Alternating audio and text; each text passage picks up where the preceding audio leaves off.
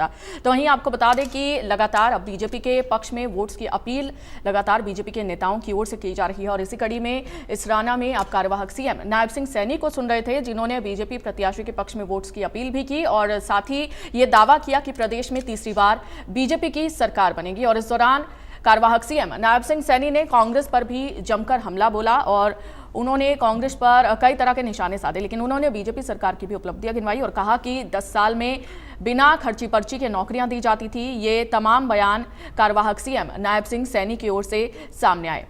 तो नायब सिंह सैनी को आप सुन रहे थे और इसी बीच अब बड़ी खबर का रुख करेंगे। इस वक्त की बड़ी खबर आपको बता रहे हैं, बड़ी खबर सामने आ रही है, तो ये ब्रेकिंग न्यूज आपको बता रहे हैं इस वक्त की ये बड़ी खबर, जहां पर दिल्ली से ये बड़ी खबर है। दिल्ली की राजनीति में भूचाल मचा हुआ है। आतिशी सिंह अब दिल्ली की सीएम होंगी, ये बड़ी जानकारी आपको दे रहे हैं।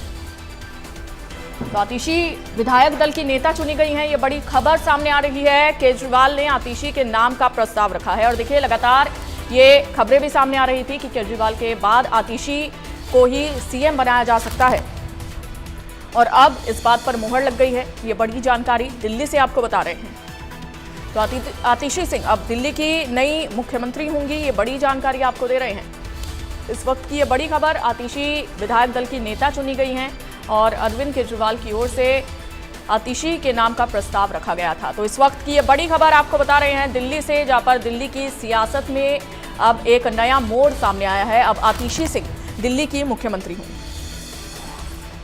तो दिल्ली से इस वक्त की ये बड़ी खबर आपको बता रहे हैं, ब्रेकिंग न्यूज दिल्ली से, आतिशी दिल्ली के सीएम होंगे।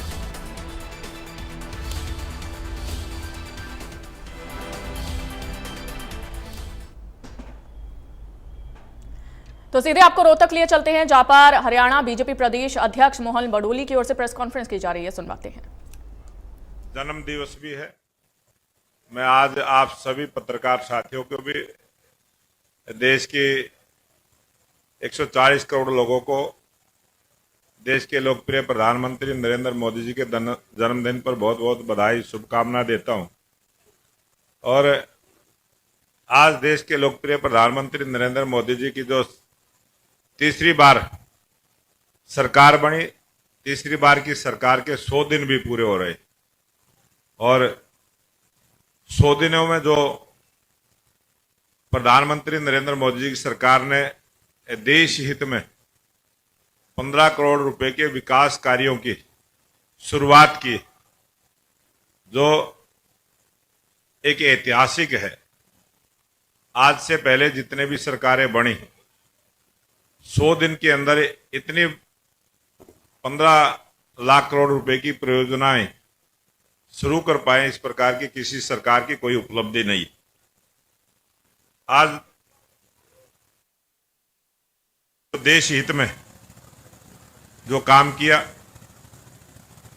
ये प्रत्येक भाजपा कार्यकर्ता के लिए जो निस्वार्थ भावना के साथ काम किया है, एक बहुत बड़ा और देश के लोकप्रिय प्रधानमंत्री नरेंद्र मोदी जी जो आज पूरी दुनिया के अंदर जिस प्रकार से देश की ताकत को बढ़ाने का काम किया है, देश के 140 करोड़ लोगों का मान सम्मान बढ़ाने का काम किया है, ये बहुत बड़ी उपलब्धि है।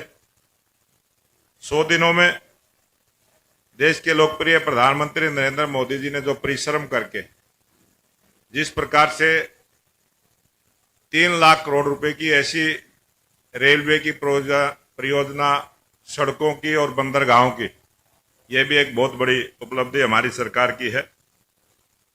और इन परियोजनाओं में देश के सभी वर्गों के लोगों का ध्यान रखा गया। गरीब, युवा, अन्नदाता और नारी के साथ साथ समाज के अन्य सभी वर्गों को समान रूप से लाभान्वित करने वाली जन कल्याणकारी योजनाएं निर्धारित की गई। देश के अन्नदाता किसानों के लिए जो 17वीं किस्त किसान सम्मान निधि की लगभग 10 करोड़ किसानों को पूरे देश के अंदर 20,000 करोड़ रुपए की सीधी किसान के खाते में देना, ये बहुत बड़ी उपलब्धि सरकार की रही है। मध्यम वर्ग को राहत पहुंचाने के लिए प्रधानमंत्री नरेंद्र मोदी जी ने आवास योजना के तहत 3 करोड़ परिवारों के लिए उनके पक्की छत देने का काम किया है और वो पक्की छत देने के साथ साथ भी उनका पक्का आईडी प्रूफ भी रहेगा, मालिकाना हक भी उनको मिलेगा। युवाओं को सशक्त बनाने के लिए, युवाओं में रोजगार और कौशल को बढ़ावा देने के लिए 2 लाख करोड़